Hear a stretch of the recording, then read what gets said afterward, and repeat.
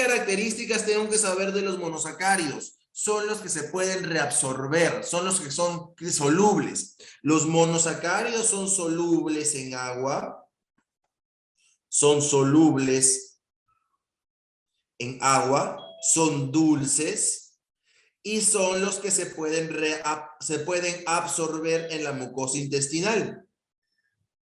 Son los que se pueden absorber en la mucosa intestinal. Mejor dicho, doctor, si yo tengo un almidón, ¿puedo absorberlo? No. Necesitas de enzimas para poder llegar a absorberlos. ¿Ok? Listo. Los óxidos, como ven acá, los óxidos. Oye, está mal el lapicero, pucha madre.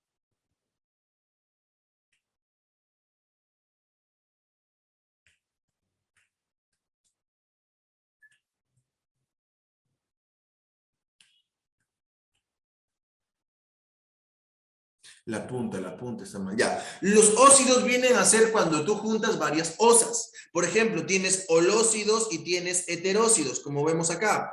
Carambas.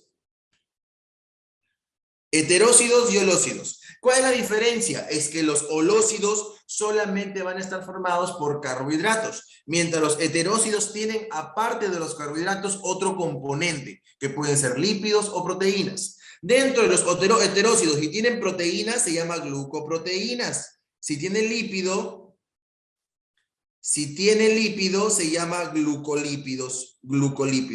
Doctor, ¿qué quiero que aprendas de esto? Que los glucolípidos y las glucoproteínas son los que forman el glucocálido, que son los que protegen a la célula. Dato importante, las glucoproteínas, en la membrana plasmática, ¿cómo funcionan estas glucoproteínas? Chamar, está mal esto, ¿eh?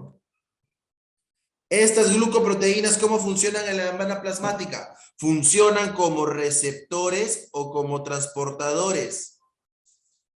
Funcionan como receptores o transportadores, ¿ok? Mejor dicho, canales, bombas, todo ello. Las glucoproteínas tienen esa función en la membrana plasmática, ¿ok? Los glucolípidos, en cambio, ambos, tanto glucoproteínas como glucolípidos, ambos en la membrana plasmática pueden ser antígenos. Es algo que siempre preguntan. Los antígenos de una célula pueden ser glucolípido o glucoproteína, no te olvides. Son los antígenos de una célula, sea célula eucariota o célula procariota. Ambos tienen antígenos de superficie, no solamente las células procariotas. Ten cuidado, nuestras células también tienen antígenos. Pueden ser glucolípidos o glucoproteínas.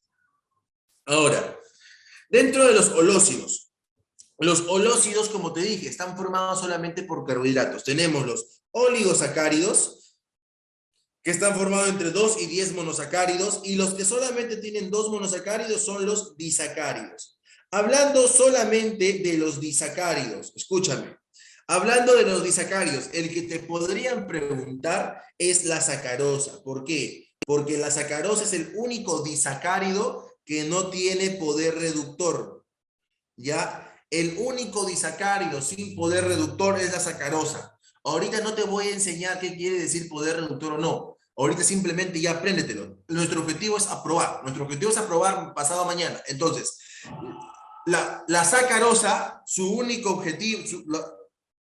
Ok, creo que ha habido gol. Diles, por favor, que estoy en clase. Ya, la sacarosa ya está formada por glucosa y fructosa.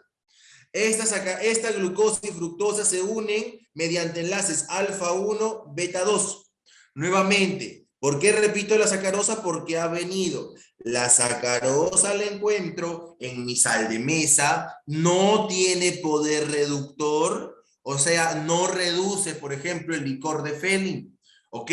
¿Cómo está formado? Por glucosa y fructosa. Los dos, sea glucosa y fructosa, son hexosas. La diferencia es que la glucosa es una aldohexosa y la fructosa es una cetohexosa. Esa es la única diferencia, pero las dos son hexosas. ¿Cómo están unidos? Mediante enlace alfa 1, beta 2. Entonces, la sacarosa no tiene poder reductor. Listo. Esa es la pepa que tienes que saber sobre sacarosa. La C-labiosa, la maltosa, estas dos comparten algo en común. ¿Qué comparte en común la celabiosa con la maltosa? Que están formadas por glucosas, ¿ok? Están formadas por glucosas. Tanto la celabiosa como la maltosa están formadas por glucosas. La diferencia, ¿dónde radica? En el enlace que tiene. Mientras la celabiosa está formada por dos glucosas unidos por enlace beta 1,4, la maltosa está formada por dos glucosas unidos por enlace alfa 1,4. Esa es la diferencia. Doc, otro dato importante es que el enlace beta 1,4 es un enlace no hidrolizable. No hidrolizable. Doctor, ¿qué quiere decir hidrólisis? Un polisacárido, vamos a ponerlo por acá, un polisacárido, para que yo lo pueda absorber, tiene que convertirse hasta monosacárido. Nuevamente, uno no puede celabiosa o celobiosa. Es lo mismo, Adela, es lo mismo. Celobiosa o celabiosa, es lo mismo. Entonces, un polisacárido no puede ser absorbido. Esta es pregunta, tú no puedes absorber almidón, tú no puedes absorber glucógeno, tú no puedes absorber celulosa, no se puede. Para poder absorber tienes que hidrolizarlo. Tiene que sufrir hidrólisis. Hidrólisis. ¿Qué significa hidrólisis? Que necesita agregarle agua. Entonces, para que yo una macromolécula lo vuelva monosacárido, necesito agregarle agua. No te olvides. Eso lo convierte a monosacáridos que sí se pueden absorber. Doctor, ¿dónde se absorben? Se absorben en la célula epitelial del tubo digestivo. Esta célula epitelial del tubo digestivo tiene un transportador de glucosas, un GLUT. Recuerda, este GLUT, acá tenemos un GLUT, ¿qué tipo de transporte es? Es una permeasa. Gracias a ese GLUT puede de repente entrar la glucosa. Otro transportador que sirve acá para que pueda entrar la glucosa es el cotransportador del sodio más X. Así lo llamo yo. No es que tu examen te vaya a venir así. Exacto, Juliel. Ahora, escúchame. Este cotransportador permite que pase sodio más un compuesto más que yo le llamo X. ¿Qué puede ser X? X puede ser una glucosa, puede ser aminoácidos, puede ser glucosa, aminoácidos, puede ser vitaminas, ¿ya? Este transportador se llama SYNPORT. Es un cotransportador o SYNPORT que permite el movimiento de sodio con algo más, sodio glucosa, sodio vitamina, sodio aminoácidos, pero para que ingresen ambos al mismo tiempo al interior de la célula epitelial. En el caso del sodio con glucosa, si fuera sodio con glucosa, el transportador se llama SGLT, que es SGLT1 y SGLT2 los principales. ¿Dónde abundan estos SGLT?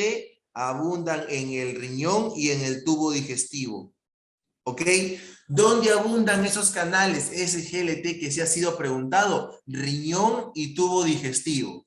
Ya, así va a ser la clase. Voy avanzando y te voy asociando conceptos que te pueden venir. Te pueden preguntar sobre carbohidratos asociados a transporte. Ya sabes, la glucosa entra a las células luego de haber sufrido hidrólisis mediante las permeasas. Un tipo de permeasas es el GLUT. Este cotransporte, no te olvides, es un transporte activo secundario. ¿Por qué secundario? Porque el sodio va a favor del gradiente y este X va en contra del gradiente. Quiere decir que la glucosa, los aminoácidos o las vitaminas van en contra del gradiente. Entonces, no te olvides, transporte activo primario es que todos sus sustratos van en contra del gradiente. Transporte activo secundario es que un sustrato va a favor y otro sustrato va en contra. En el caso del SGLT, el sodio va a favor y la glucosa va en contra del gradiente. Entonces, todas las enzimas que parten a un carbohidrato o a una proteína son hidrolíticas. Enzimas que parten macromoléculas son enzimas hidrolíticas, ya sea una lipasa, una proteasa o una glucosidasa, son enzimas que parten a las macromoléculas hasta obtener los monómeros. ¿Cómo se llaman esas enzimas? Hidrolíticas, que necesitan agua. El transporte activo secundario no usa ATP. Quien usa ATP es el primario, después nadie más. Listo. Entonces, una vez entendidos los disacáridos más importantes, recordemos esto.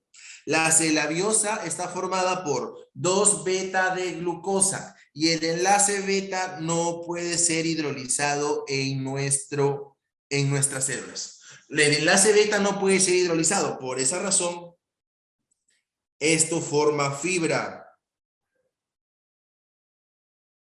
Fibra, ¿ok? Entonces, gracias a la C-labiosa, la polimerización de C-labiosa, ¿qué macromolécula me da? A ver, ¿quién sabe? La polimerización del disacárido C-labiosa, ¿qué macromolécula me da? No, no es almidón.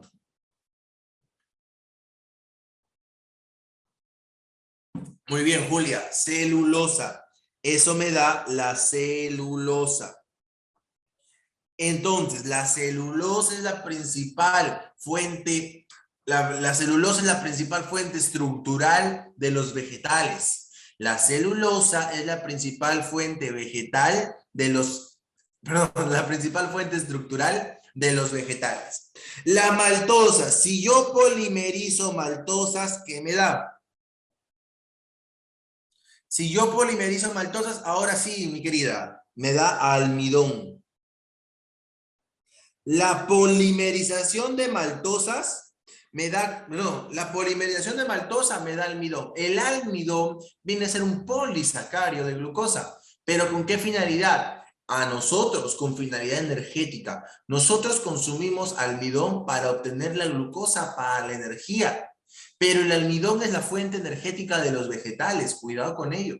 El almidón es la fuente energética para plantas y vegetales. En cambio, la celulosa es la fuente estructural para formar las plantas. Eso es lo que es diferente. Ahora, Doc, ¿cómo degrado almidón? ¿Nosotros podemos degradar almidón, doctor, en nuestro cuerpo? Sí, porque es alfa. Para eso existen las enzimas llamadas amilasas.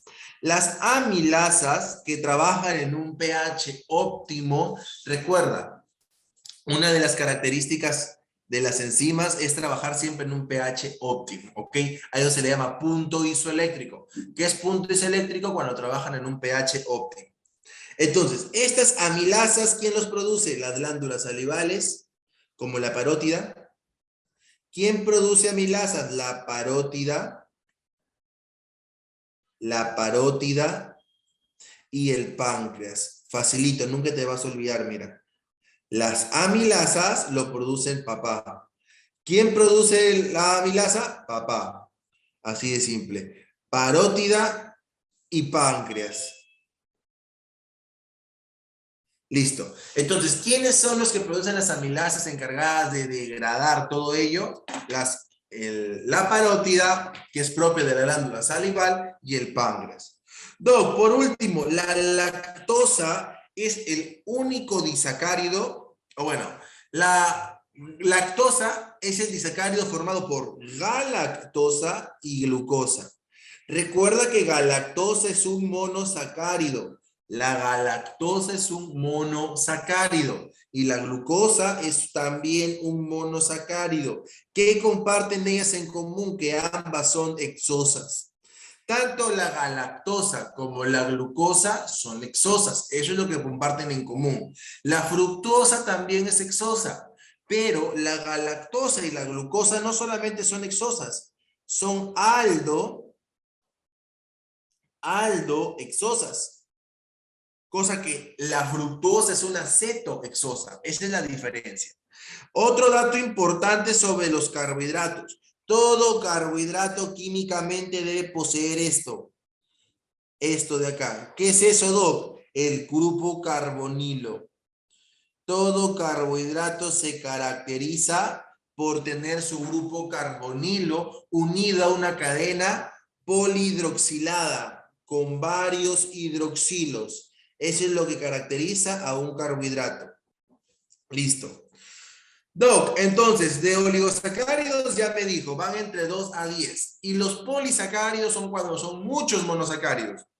Tienes los homopolisacáridos o los heteropolisacáridos. Los homopolisacáridos son aquellos que solamente están formados por el mismo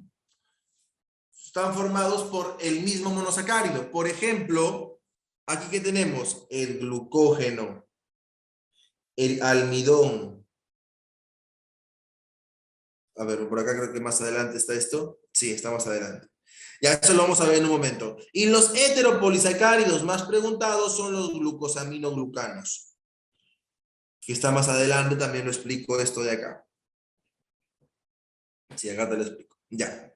Ahora, dentro de los monosacáridos, ¿qué tenemos que saber? Se considera el serial estructural de los carbohidratos, constan de una sola unidad de polihidroxialdehído o polihidroxicetona. Recuerda que la diferencia entre aldehído o cetona es la ubicación del grupo carbonilo. Nuevamente, el grupo carbonilo es la unidad química fundamental, de un carbohidrato. Pregúntense ustedes, ¿cuál es la unidad química fundamental de los lípidos? De los ácidos grasos. ¿Cuál es la unidad química fundamental de los ácidos grasos? Viene a generarse por la oxidación. No, escucha la palabra, Julia, no te estoy pidiendo el sillar estructural, no te estoy pidiendo la unidad base, no te estoy pidiendo el monómero, te estoy pidiendo la unidad química de un ácido graso. Muy bien, Adela, el grupo carboxilo. El grupo carboxilo viene a ser la unidad química fundamental de un ácido graso. La diferencia es que se une a cadenas hidrocarbonadas, sin hidroxilos. Por eso no son solubles en agua. ¿Ok? Entonces, ¿por qué los carbohidratos son solubles en agua? Por los grupos hidroxilos. Por eso son solubles en agua. ¿Ok? No son no hidrolizables, recuerda. Los monosacáridos son no hidrolizables. En cambio, los ácidos grasos tampoco son hidrolizables. Ya. Hay algo fundamental que te van a preguntar, que es la homeostasis de la glucosa. Pero asumo que esto ya lo saben algunos. Entonces, esto lo vamos a ver rápidamente porque ha sido tu seminario. Ya como es tu seminario, no creo que te hayas olvidado. Entonces, cuando la glucosa está incrementada en sangre, automáticamente las células beta del páncreas detectan esta señal. ¿Por qué detectan esa señal? Porque la glucosa entra a las células. ¿Cómo es que la glucosa entra a las células del páncreas? Por el GLUT2. No te olvides. El GLUT2 permite la entrada de glucosa a las células pancreáticas. ¿Exactamente a qué células? A las células beta del páncreas. Entonces, esas células beta van a producir insulina. Alguien me preguntó, doctor, ¿cuál es el precursor de la insulina? ¿La preproinsulina o la proinsulina? La respuesta es los dos. Las dos. ¿Por qué? Porque lo que crea la célula beta del páncreas es la proinsulina. Esto lo crea el retículo endoplasmático rugoso. Pero en el mismo RER se da la conversión de preproinsulina a proinsulina.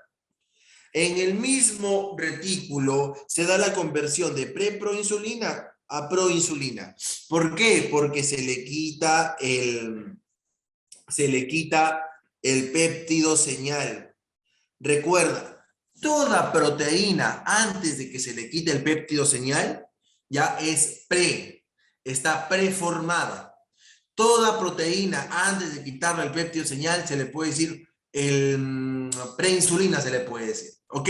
En este caso es la preproinsulina. ¿Por qué? Porque esta insulina necesita sufrir otras modificaciones, como ¿cuál? La pérdida de la cadena, muy bien, la pérdida del péptido C. Eso genera la insulina. ¿ok? Una de las modificaciones que sufre la insulina es la pérdida de péptido C. ¿Qué más? La creación de los 3 puentes disulfuro. ¿Dónde se forman los puentes disulfuro? Retículo. ¿Cuál es la función principal del retículo endoplasmático rugoso? ¿Quién sabe? Función principal del retículo endoplasmático rugoso.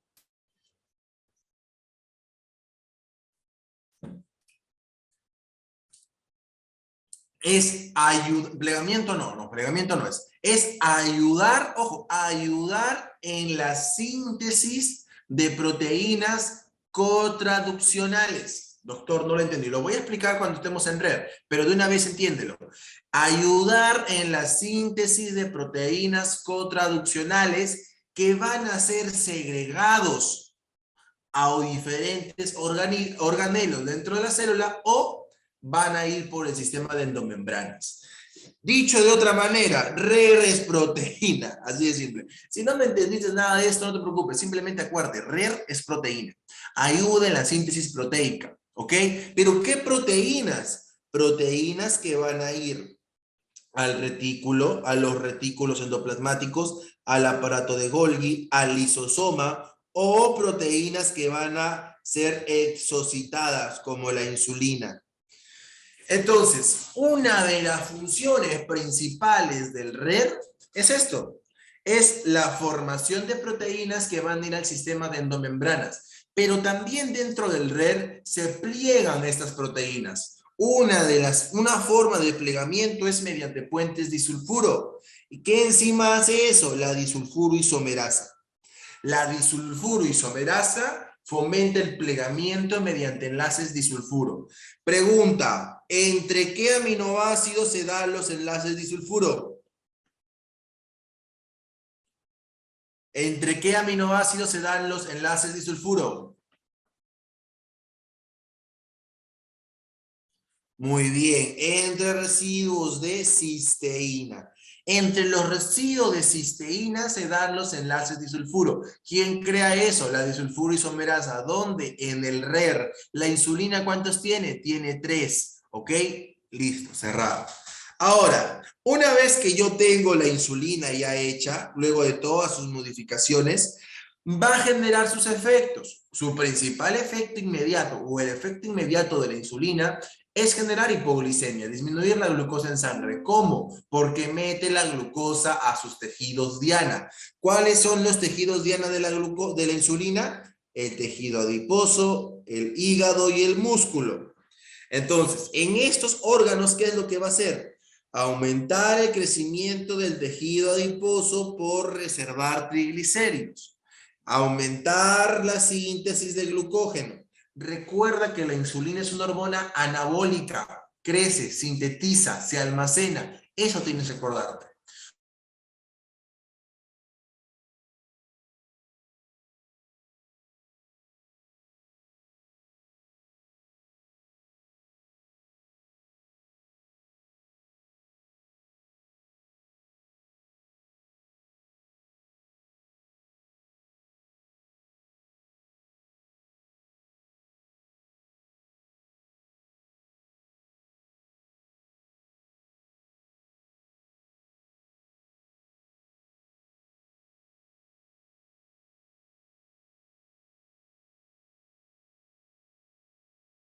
¿Ok?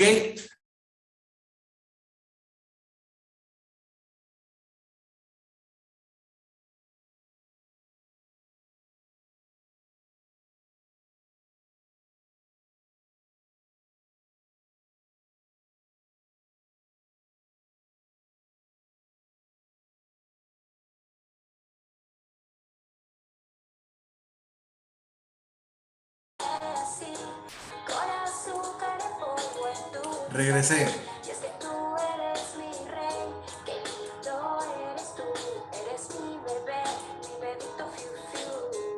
Sorry chicos, se me fue el internet, no sé por qué está así.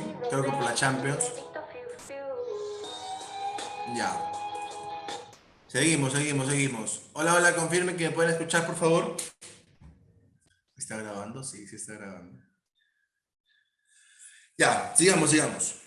Uy, espérense, ¿cómo cargar esto? Qué lindo esto. Ya, la idea del repaso es que consolides información, ¿ah? Y la mejor manera de consolidar información es asociando en cada tema. En cada tema voy a asociarte algo. En este caso estamos asociando el RER. Entonces, muy bien. Estábamos en esto de la glucosa. Algo que me olvidé mencionarles del RER, ¿no? Que ustedes sí lo mencionaron. En el RER se da la glucosidación inicial, ¿verdad? Y Doc, ¿en qué consiste la glucosidación inicial? En agregar un oligosacárido de 14 monosacáridos a todos los residuos de asparagina. Eso te lo explico más adelante, pero ya tenlo en mente. ¿En qué consiste la glucosidación inicial? En agregar un carbohidrato ya establecido, que es un oligosacárido de 14 monosacáridos. Este oligosacárido de 14 monosacáridos ya tiene, es también llamado el N-unido, así se le llama, N-unido. ¿Y a dónde se le une? Se le une a todos los residuos de asparagina, ya, que están en una proteína que se está sintetizando en el RER. Listo, espérense para mover esto acá que está claro.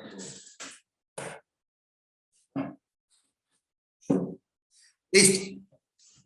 Ahora, Doc, me pueden preguntar, ¿cuáles son hormonas hipoglicemiantes? Tú ya sabes una, la insulina. La insulina es una hormona hipoglicemiante que fomenta la síntesis de glucógeno. ¿Cómo fomenta la síntesis de glucógeno la insulina? Porque te activa la glucógeno sintasa. Esto ya les he explicado.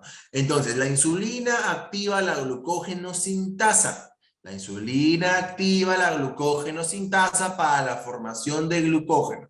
Y si me preguntaran, oye, por cierto, ¿qué transportador es dependiente de insulina? ¿Cuál es el transportador dependiente de insulina, chicos?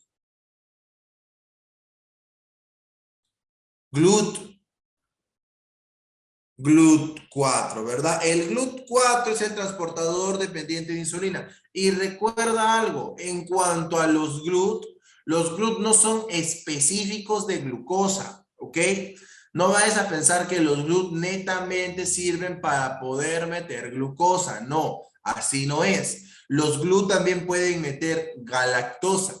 En el caso del GLUT4, sí es exclusivo para glucosa. GLUT1, GLUT2, GLUT3 te meten glucosa y galactosa. GLUT1, GLUT2, GLUT3 fomentan la entrada de glucosa y galactosa. El GLUT4 netamente glucosa. Listo. Doc, y si me preguntan lo contrario, cuando la glucosa está disminuida, el páncreas libera glucagón. ¿Qué célula del páncreas libera glucagón? ¿Qué célula del páncreas libera glucagón, muchachos?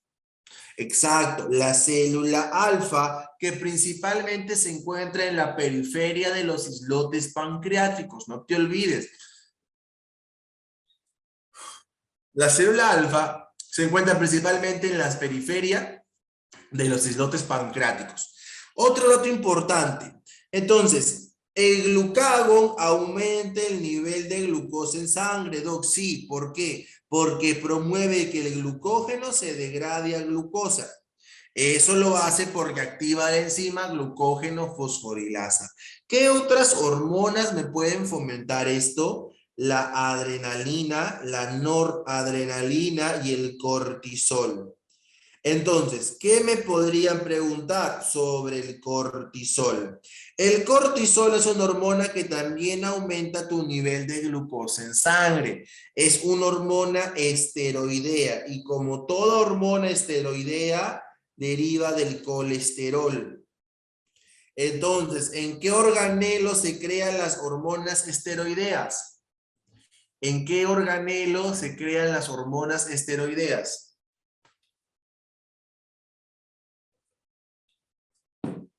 Te preguntaran así, ¿en qué organelo de la célula se crean hormonas dependientes del colesterol? Hormonas esteroideas en el retículo endoplasmático liso. ¿Ok? En el REL se crean las hormonas esteroideas. Dato importante de las hormonas esteroideas. A diferencia de otras hormonas, pueden atravesar directamente la membrana plasmática. Las hormonas esteroideas pueden atravesar directamente la membrana plasmática. No se olviden este dato. También pueden atravesar incluso el núcleo y tener su receptor a nivel nuclear o su receptor en el citoplasma. ¿Cuáles son esas hormonas esteroideas que me pueden preguntar? Las hormonas sexuales y las hormonas córticos suprarrenales. Mejor dicho, doctor, en el ovario y en el testículo, que son los órganos sexuales, en el ovario y en el testículo está más desarrollado el REL que el RER. El retículo endoplasmático liso está muy desarrollado en el ovario, muy desarrollado en el testículo, muy desarrollado en la corteza suprarrenal. ¿Por qué? Porque son los encargados de producir hormonas esteroideas. ¿Ok? No te olvides de eso. En cambio, el RER, ¿dónde está desarrollado? Está desarrollado, por ejemplo, en todas células secretoras, pero de proteínas o glucoproteínas. ¿Ok? Todas células secretoras de proteínas o glucoproteínas. Por ejemplo, el hipotálamo, la hipófisis. Eso es principalmente. Hipotálamo, hipófisis, páncreas, el páncreas también. Listo. Entonces, con la homeostasis de la glucosa, todo ok. Doc, ¿cuáles son algunos tipos? No. ¿Cuáles son los derivados de las hexosas que me pueden preguntar? Tienes aminoazúcares, azúcares alcohol, azúcares ácidos, desoxiazúcares y azúcares fosfatos. ¿Ok? Aminoazúcar es súper sencillo. Es cuando un grupo amino, que por cierto es NH3, ¿ya? Y este es soluble en agua. Recuerda, el grupo amino es soluble en agua. El grupo amino viene a ser representada por el nitrógeno. ¿Dónde ubicamos esto? En las proteínas. Algo químicamente, ¿por qué se diferencia una proteína, un lípido y un carbohidrato? Porque todas las proteínas tienen nitrógeno. No te confundas con azufre. Hay una pregunta que es, todas las proteínas tienen azufre. Falso. Solamente algunas proteínas contienen azufre. Pero toda proteína tiene su grupo amino, o sea, tiene grupo nitrógeno. Entonces, ¿cómo es que yo formo un aminoazúcar? Por sustitución. Cambio un grupo hidroxilo por un grupo amino. Grupo amino en vez de hidroxilo. Son los que construyen las glucoproteínas y glucolípidos. Claro, no otra forma de decir glucoproteínas, no, acá glucolípidos no. Otra forma de decir glucoproteínas es aminoazúcar. Una glucoproteína es una aminoazúcar. Tienes la glucosamina, galactosamina y ácido ciálico. No te han preguntado así, te han preguntado acá, como ves acá. La glucosamina, escúchame, se encuentra principalmente en el exoesqueleto de artrópodos y pared celular de hongos en forma de quitina. Está en la saliva y en nuestro jugo gástrico. Esa es la glucosamina. También se encuentra en nuestras articulaciones. ¿Ok? Como la galactosamina. La galactosamina, constituyente de glucoproteínas que actúan como hormonas del organismo, FSH y LH. La mayoría de hormonas proteicas, escúchame, la mayoría de hormonas proteicas son glucoproteínas, ¿ok? Como las que tenemos acá, FSH, LH. La N-acetilgalactosamina se ha relacionado con el N-ácido glucurónico, al cual estar combinados en una glucoproteína es el componente más abundante del cartílago, el condroitin sulfato. Entonces, ¿dónde encontramos la galactosamina? Es abundante en los cartílagos, también en las articulaciones. Por así decirlo, la galactosamina es el principal componente de las articulaciones. Es eso, ¿ah? Y también de los cartílagos. ¿Y junto a quién está? Junto al ácido glucurónico. Junto al ácido glucurónico. Ahora, Doc. Voy a poner por acá alfa, ¿no? Ya. Doc, en cuanto... A ver, denme un toque acá.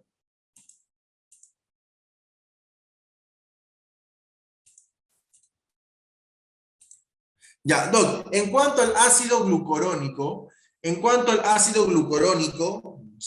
es altamente hidrosoluble, por lo que se combina con moléculas de esteroles, bilirrubina o sustancias xenobióticas con el fin de excretarlo. Vamos a explicar esto.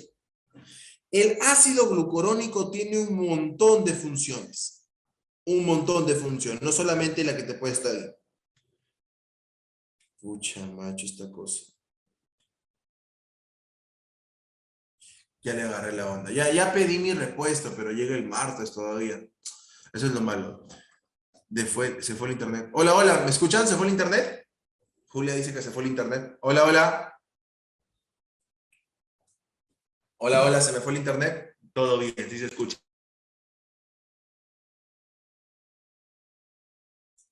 Ya, bacán, sí se escucha. Ya, vamos a hablar sobre el ácido glucurónico. Uy, me cayó agüita acá. Ya, vamos a hablar sobre el ácido glucurónico. En cuanto al ácido glucurónico, chicos, ¿qué tienes que saber? Sirve para el proceso llamado conjugación. Conjugación. ¿Y qué es la conjugación, Doc? Es cuando un compuesto X, yo le agrego el ácido glucurónico y lo vuelvo hidrosoluble para poder eliminarlo. ¿Ok? La conjugación es un proceso en el cual a un compuesto X, un xenobiótico de repente, un medicamento, le agregamos ácido glucurónico, una glucoroconjugación, ¿ya? ¿Para qué? Para volverlo hidrosoluble y eliminarlo. Uno de los compuestos tóxicos en nuestro cuerpo es la bilirrubina. La bilirrubina, ¿ya? Es un compuesto tóxico que al unirse con el ácido glucurónico se vuelve hidrosoluble. Y así es la única manera de eliminarlo. ¿Me entiendes? Entonces, ese proceso, ¿cómo se llama? Glucoronación. ¿Ok? Es un proceso de conjugación. ¿Cómo se hace? Agregándole ácido glucurónico. Pregunta, ¿qué organelo de tu cuerpo se encarga de la conjugación? ¿Qué organelo de tu célula?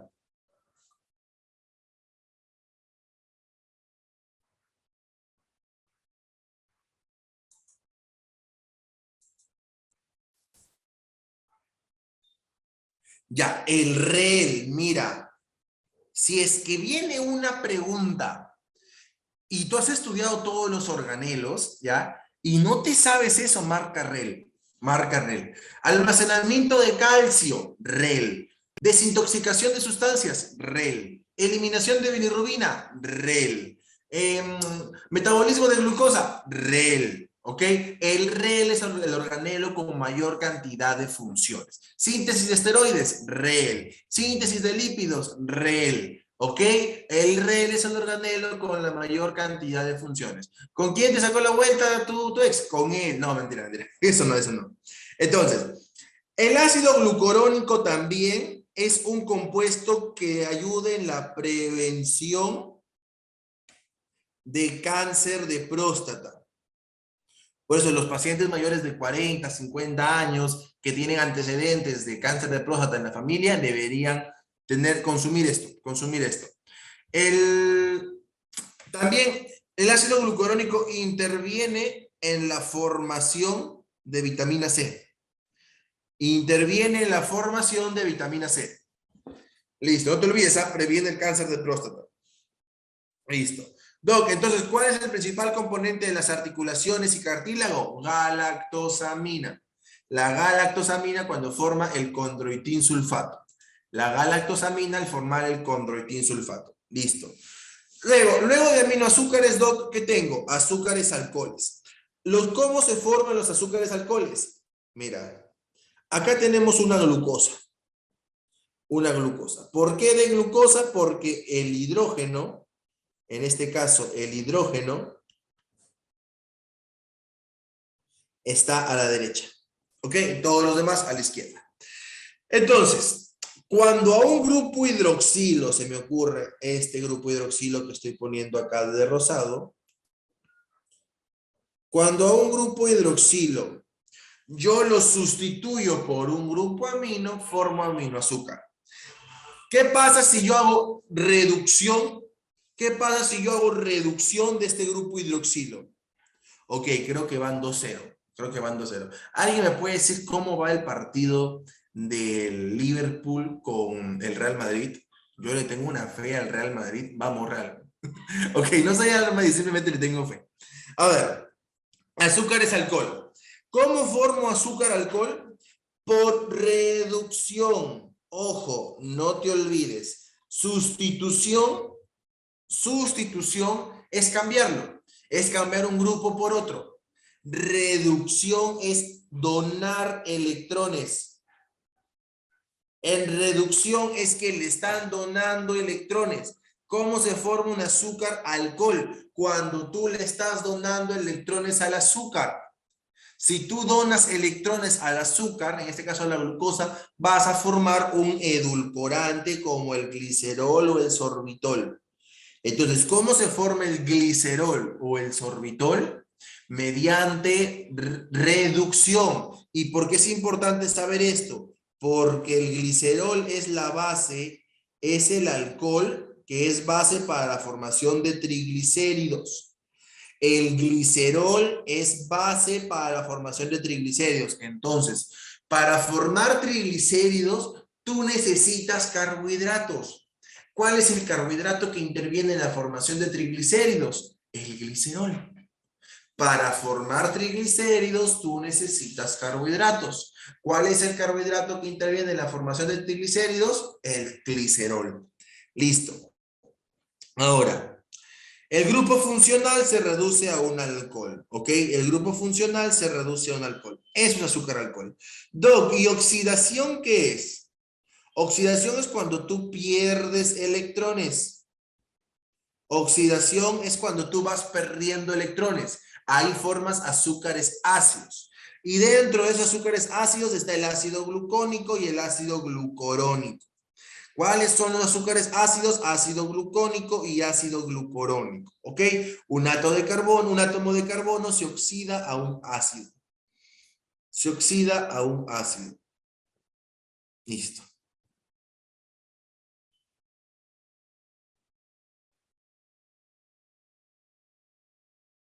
Entonces, Doc, hasta ahorita que he aprendido que los derivados de las hexosas son aminoazúcares si yo sustituyo un grupo amino por si yo sustituyo un grupo hidroxilo por un grupo amino. Ejemplos, glucosamina, galactosamina, que por cierto, doctor, la galactosamina abunda en las articulaciones, por eso es importante que los pacientes mayores de 40, 50 años lo consuman para prevenir otras enfermedades como la artrosis. Listo. Doctor, también está el ácido glucurónico, que es un ácido, ojo, el ácido glucurónico, ¿qué es? Es un azúcar ácido. ¿Cómo se forma este azúcar ácido? Por oxidación. Entonces, cuando un carbohidrato se oxida, forma ácidos. Cuando un carbohidrato se reduce, forma alcoholes. ¿Ok? Cuando un carbohidrato se oxida, forma ácidos. Cuando un carbohidrato se reduce, forma alcoholes.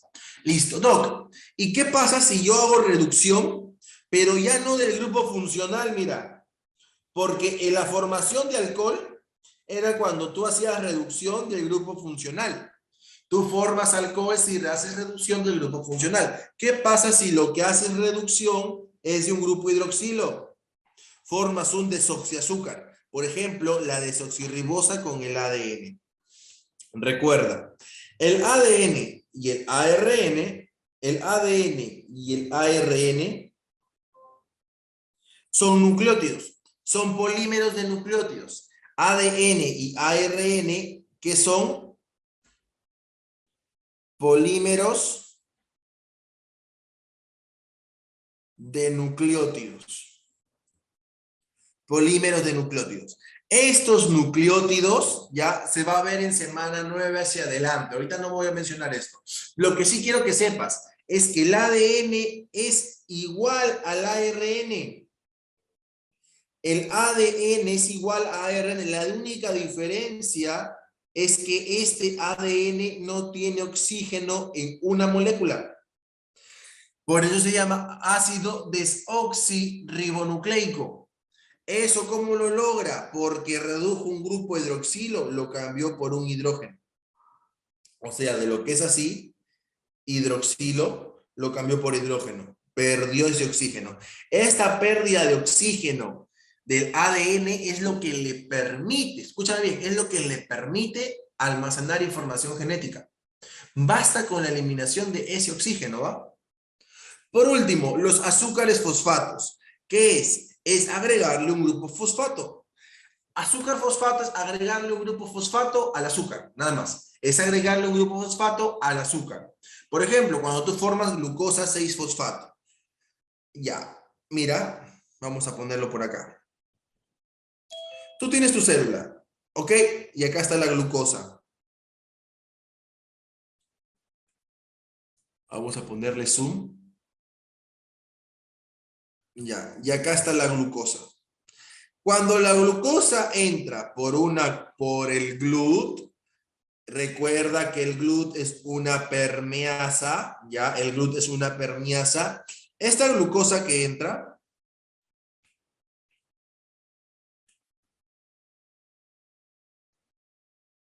esa glucosa que entra va a formar glucosa 6-fosfato. ¿Por qué? Mediante una enzima llamada hexoquinasa o glucoquinasa. Recuerda, las enzimas quinasas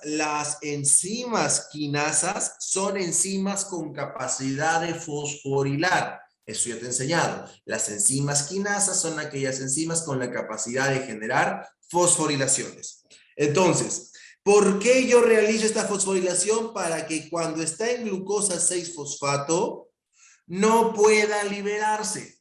Tú formas glucosa 6-fosfato para que este compuesto ya no pueda salir de la célula y hacer dentro bastantes vías metabólicas, como formación de glucógeno, como glucólisis, como vía de las pentosas, entre otras.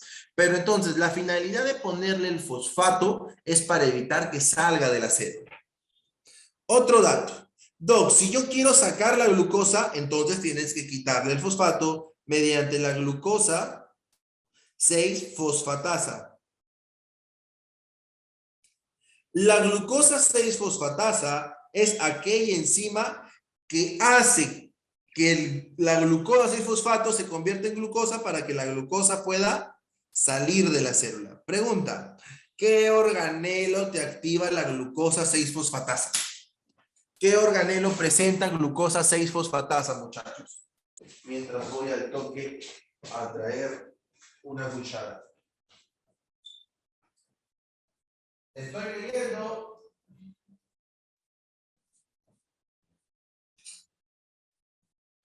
¿Qué organelo presenta la glucosa 6-fosfatasa?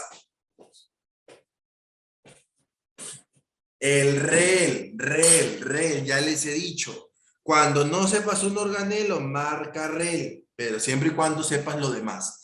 Entonces, el REL, ¿cómo interviene en el metabolismo de la glucosa? ¿Cómo es que interviene en el metabolismo de la glucosa? Eso también tienes que saber.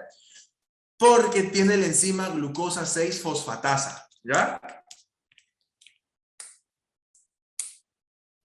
Tiene la enzima glucosa 6-fosfatasa.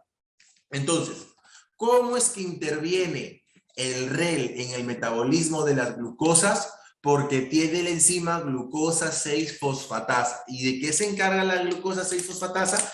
De quitarle el fosfato para que la glucosa ahora pueda salir. Para que la glucosa pueda salir de la célula, ¿ok? Listo, ya te expliqué entonces. Es por eso que es importante que sepas esto de glucosa 6-fosfato. ¿Y quién es el que pone el fosfato? ¿Cómo se llama la enzima que pone el fosfato?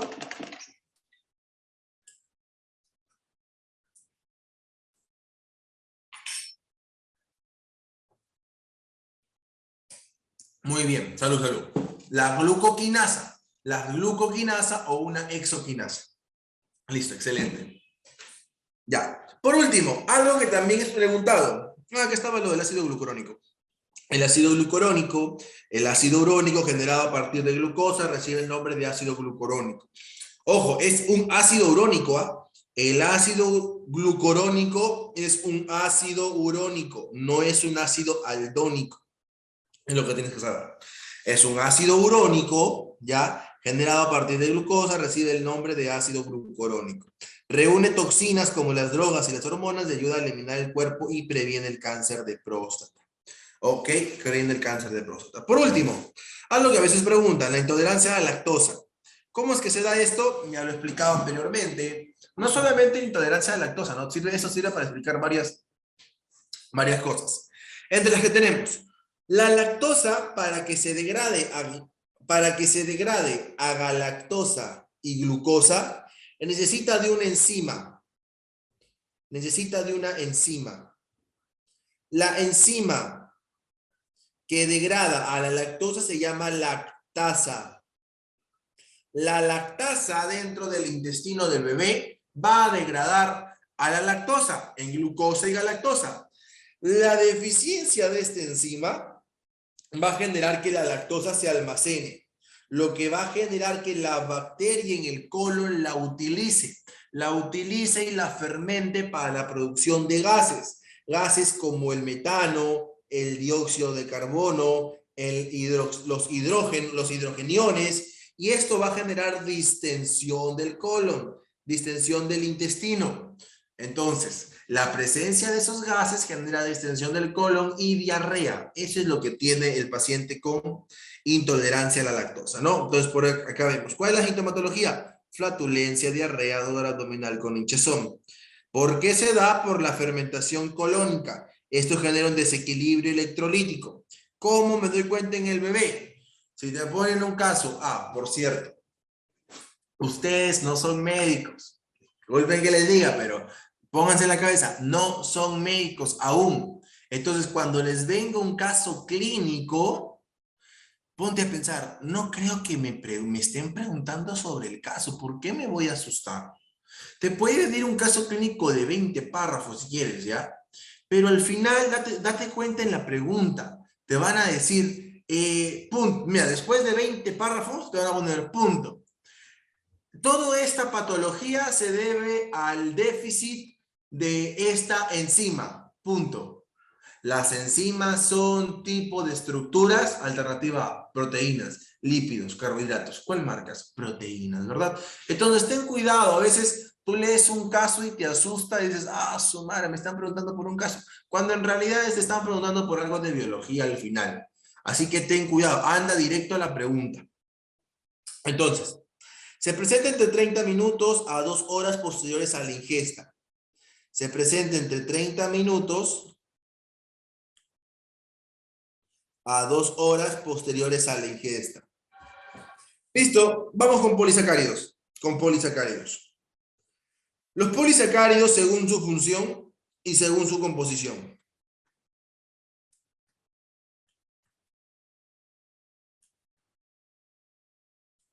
Según su función y según su composición. Tenemos polisacáridos de reserva y polisacáridos estructural, según su función. Hablando de su función, polisacáridos de reserva y polisacáridos estructural. Y según su composición tenemos los homopolisacáridos y los heteropolisacáridos. Doc, ¿a qué se refiere con de reserva? Esto ya les he explicado. Polisacáridos de reserva, glucógeno, almidón, en el caso de nosotros. En el caso de nosotros es glucógeno. En el caso de las plantas, su forma de reserva es el almidón. Polisacáridos estructurales. Ahí tenemos a la celulosa a la cabeza, la celulosa. Entonces, tenemos homopolisacáridos, las pentosas, polímero de pentosas, por ejemplo, ¿no? O las exosanas, polímero de exosanas, polímero de exosas. ¿Cuáles son estos polímeros típicos? Glucógeno, almidón, celulosa, dextranos. Glucógeno, almidón, celulosa, dextranos. ¿Ok? Tenemos, ¿qué más? Ya, hazlo. ¿Qué es un dextrano? Acá te lo pongo. Por acá. Tenemos dextrina. ¿Qué es una dextrina? Es la molécula de menor tamaño que se obtiene de la hidrólisis del almidón por la amilasa salival. Entonces, almidón, cuando yo lo degrado, gracias a la enzima amilasa, obtengo dextrinas. Luego de obtener dextrinas, puedo obtener maltosa. Y luego obtengo glucosa. Y luego obtengo glucosa. ¿Ok? Entonces, dextrinas son las moléculas de menor tamaño que se obtienen por la hidrólisis de almidón por amilasa salival. ¿Ok? Las dextrinas entonces son las moléculas, es como un almidón más pequeño. Ahora, Doc, ¿cómo es el almidón? Esto te pueden preguntar. El almidón es un compuesto, está compuesto por dos glucanos diferentes. La amilopectina, que es ramificada, y la amilosa, que no es ramificada. Recuerda, la amilosa está presente en 20% y la amilopectina en 80%. La amilopectina es la parte del almidón ramificado. La amilopectina es un almidón ramificado, ¿ok? La amilopectina es un almidón ramificado. La amilosa es lineal. Doctores, el almidón o la amilosa lineal solamente tiene enlaces alfa 1,4, mientras la amilopectina está formada por enlaces alfa 1,4 y alfa 1,6. ¿Ok? Alfa 1,4 y alfa 1,6. Den un momento, chicos. Denme un momentito, quiero revisar algo acá.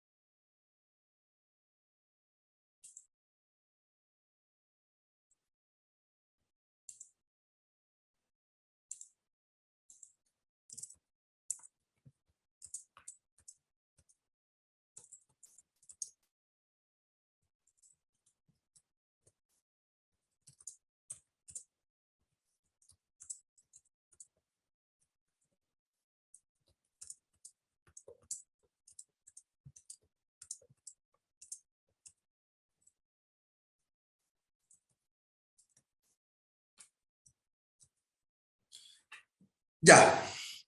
Entonces, compuesto por dos. El almidón, entonces, chicos, está formado por amilosa y amilopectina. Amilosa en un 20% y amilopectina en un 80%.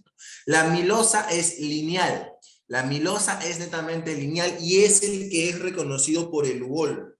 La amilosa es reconocido por el Lugol. La amilosa es reconocido por el Lugol, un sustrato que utilizan ustedes en práctica. Listo, ambos son polímeros de glucosa. Esta proporción varía según el origen del almidón, de grado por encima del jugo digestivo. Listo.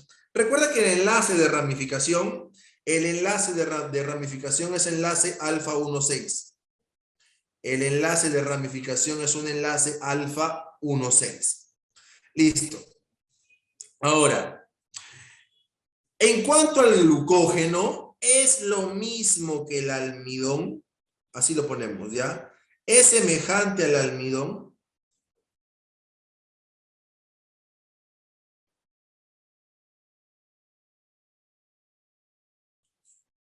Pero mucho más ramificado. Es semejante al almidón, pero mucho más ramificado. ¿Ok? Dice, la glucosa se convierte primero en una forma activa.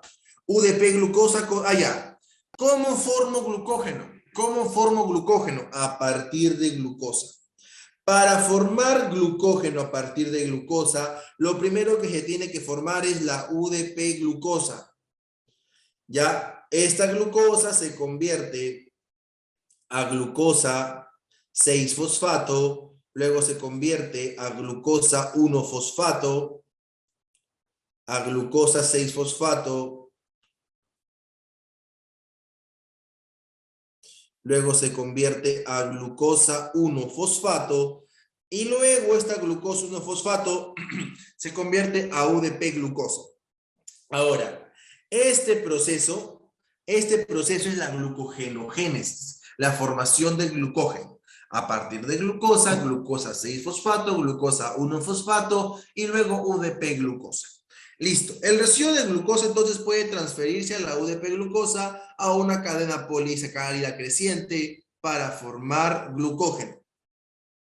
Para formar glucógeno. Listo.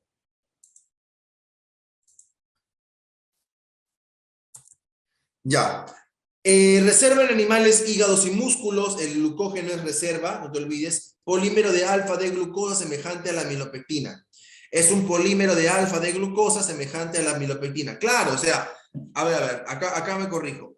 Cuando yo pongo que el glucógeno es similar al almidón, en realidad es similar a la amilopectina. ¿Por qué es similar a la amilopectina?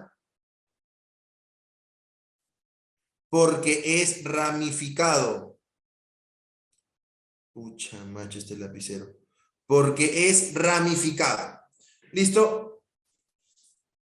¿Qué más tenemos por acá? Cadenas lineales de glucosa unidas por enlaces alfa 4 insertadas en otras por alfa 6. Las ramificaciones están separadas por menos de 10 unidades de glucosa. No forma geles debido a que su estructura es más compacta, no es reductor y con yodo da color rojo caoba. Recuerda, el yodo puede identificar tanto el glucógeno como el almidón. Listo. ¿Cuáles son otros polisacáridos? El dextrano es un polisacárido de reserva de bacterias y levaduras. Sirve para restablecer la volemia, a lo que han preguntado. Polisacáridos de reserva de bacterias y levaduras. Sirve para restablecer la volemia. La inulina, polímero de fructosa. Pruebas de función del riñón. Esta ha sido pregunta de examen. La inulina, escúchame, la inulina es aquel carbohidrato que sirve para medir la función renal. ¿Ok? Y otra pregunta típica es, ¿qué es el polímero de fructosa? Es un polímero de fructosa. Listo. La celulosa es un oligómero de plantas. Ya es el polímero, perdón, polímero de plantas. Es un glucano con función estructural, pared celular, no ramificado. Eso es lo que tienes que saber. Es no ramificado, no digerible, no ramificado, no digerible. ¿Ya?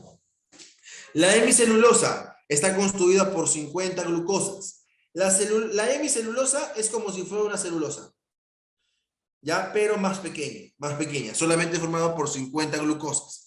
Y la diferencia es que tiene múltiples ramificaciones de residuos de silosa, fucosa y galactosa.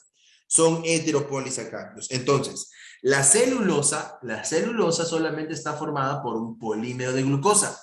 Glucosa, formadas por enlaces beta 1,4. Mientras que la hemicelulosa está constituido por pura glucosa también, pero puede ser ramificado. Y en esas ramificaciones tiene a la silosa, a la fucosa y a la galactosa.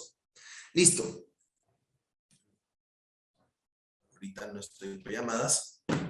Ya, las pectinas son polímeros formados por uniones de ácido galacturónico. Las pectinas son polímeros formados por ácido galacturónico, enlaces 21,4, está en las uvas, las manzanas, las zanahorias, son los que poseen en mayor cantidad. Es otro tipo de polisacárido. No ha venido, pectinas y ligninas nunca ha venido. Pectinas y ligninas nunca ha venido. ¿Ya? Y las ligninas, las pectinas, la hemicelulosa y la celulosa son las que forman la fibra de la comida. ¿Ya? Son los que forman la fibra de la comida.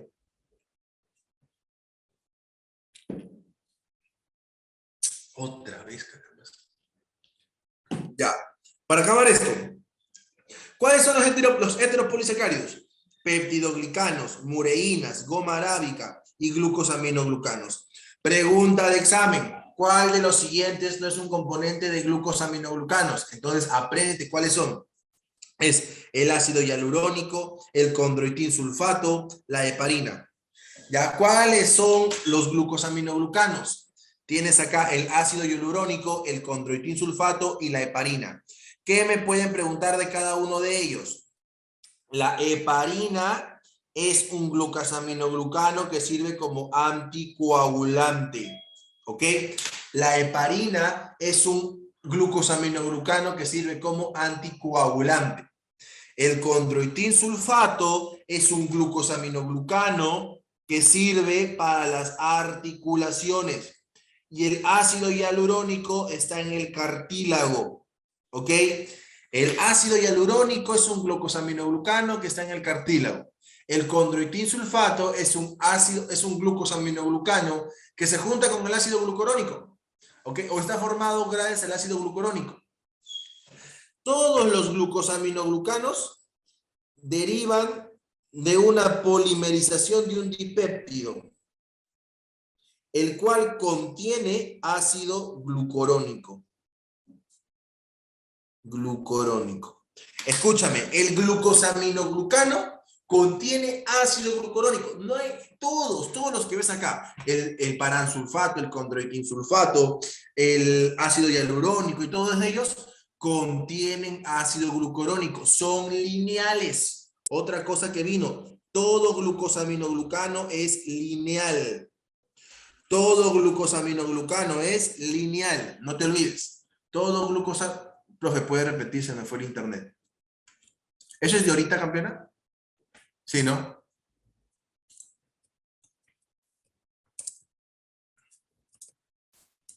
Ok, creo que tengo que contestar. Mi tía está como loca mandándome WhatsApp.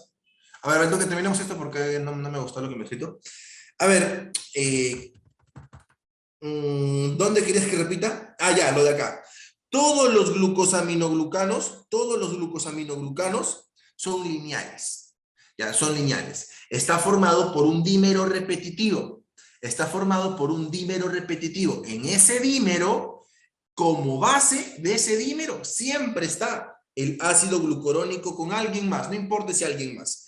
Con ácido glucurónico. Entonces, este ácido glucurónico está de manera repetitiva formando todos los glucosaminoglucanos. Es lineal, no es ramificado. ¿Cuáles son los glucosaminoglucanos? El ácido hialurónico, el condroitinsulfato, la heparina. Ácido hialurónico lo encontramos en el cartílago. Condroitinsulfato lo encontramos en las articulaciones. Y la heparina lo encontramos como anticoagulante, o es un anticoagulante natural, que también es usado para otros eventos. ¿Ok? A ver, ¿qué tal, chicos? ¿Qué tal el repasito de carbohidratos?